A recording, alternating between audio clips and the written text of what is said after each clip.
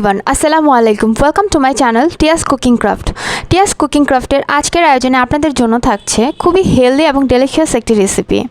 যেহেতু এটা গরমের দিন, আমরা সবাই কম বেশি ঠান্ডা খেতে পছন্দ করি, আর সেজন্য এই রেসিপিটা হচ্ছে এই গরমের জন্য বেস্ট একটি রেসিপি। সো আজকের রেসিপি হচ্ছে ফ্রুট কাস্টার্ড। সো আজকে আমি ফ্রুট কাস্টার্ডটি তৈরি করার জন্য বিভিন্ন রকমের ফ্রুটস ইউজ করব। আপনারা আপনাদের পছন্দ অনুযায়ী ফ্রুটস ইউজ করতে পারেন। আজকে আমি নিয়ে নিয়েছি আঙুর,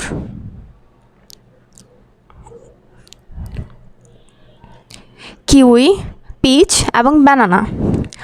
সো ফ্রুট কাস্টার্ডটি তৈরি করার জন্য আমার লাগছে দুধ, চিনি এবং কাস্টার্ড পাউডার।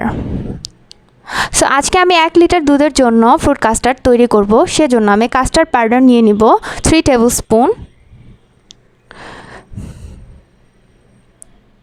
আজকে আমি সিজনাল ফ্রুট ম্যাঙ্গো ইউজ করেছি, আপনারা যে কোনো ধরনের সিজনাল ফ্রুট ইউজ করতে পারেন।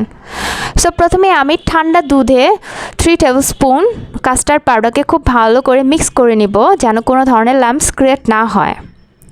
সো খেয়াল রাখতে হবে দুধটা যেন একদমই ঠান্ডা থাকে, সেই পর্যায়ে কাস্টার্ড পাউডারটাকে খুব ভালো করে মিক্স করে নিতে হবে। আজকের কাস্টার্ড পাউডারটা আমি ঘরে তৈরি করেছি, আপনারা চাইলে যে কোনো সুপার শপ থেকে এটা কিনে আনতে পারেন অথবা ঘরেও তৈরি করতে পারেন। সো চলুন চলে যাই নেক্সট স্টেপে। প্রথমে আমি একটা প্যানে 1 লিটার দুধ নিয়ে নিব।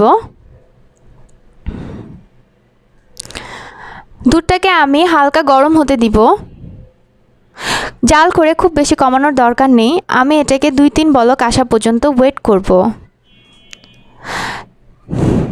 দুধটা আমার অলমোস্ট গরম হয়ে গিয়েছে। এরপরে আমি চিনি অ্যাড করে দিব। আমি এখানে 2-3 টেবিল স্পুন চিনি অ্যাড করেছি, খুব বেশি চিনি অ্যাড করিনি, কজ কাস্টার্ড পাউডারটা অলরেডি সুগার অ্যাড করা থাকে এবং আমি যে ফ্রুটসগুলো ইউজ করব সেগুলো অনেক মিষ্টি।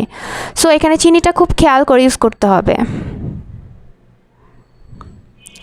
আমার চিনিটা অ্যাড করার পরে খুব একটু নেড়েচেড়ে দেওয়ার পরে আমি গুলিয়ে রাখা কাস্টার্ড পাউডারটাকে গরম দুধের সাথে অ্যাড করে দিব। বাট খেয়াল রাখতে হবে কাস্টার্ড পাউডারটা অ্যাড করার সময় দুধটাকে এক হাত দিয়ে নাড়তে হবে, আরেক হাত দিয়ে কাস্টার্ড পাউডারটাকে অ্যাড করতে হবে।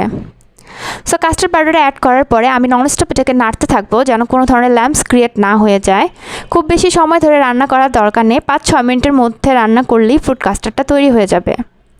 খুব বেশি ঘন করতে যাব না, কজ এটা ঠান্ডা হওয়ার পরে এমনিতেই ঘন হয়ে যাবে। সো আমি এইরকম কনসিস্টেন্সিটা হওয়ার পরেই চুলাটা বন্ধ করে দিব। দেখতেই পাচ্ছেন ফ্রুট কাস্টার্ডটা আমার অলরেডি রেডি হয়ে গিয়েছে। সো আমি এখন চুলাটা বন্ধ করে এটাকে 2 ঘন্টার জন্য ফ্রিজে ঠান্ডা হতে দিব। সো 2 ঘন্টা পরে দেখতেই পাচ্ছেন আমার ফ্রুট কাস্টার্ডটা আরও ঘন হয়ে গিয়েছে এবং দেখতে কতটা সুন্দর লাগছে।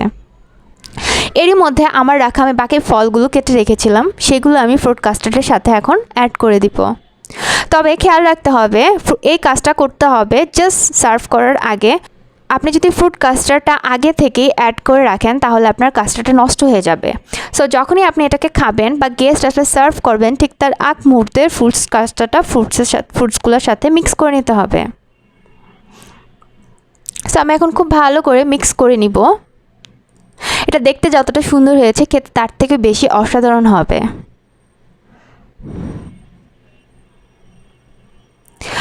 এরপরে আমি গার্নিশ করার জন্য উপরে কিছু ফ্রুটস দিয়ে দিব।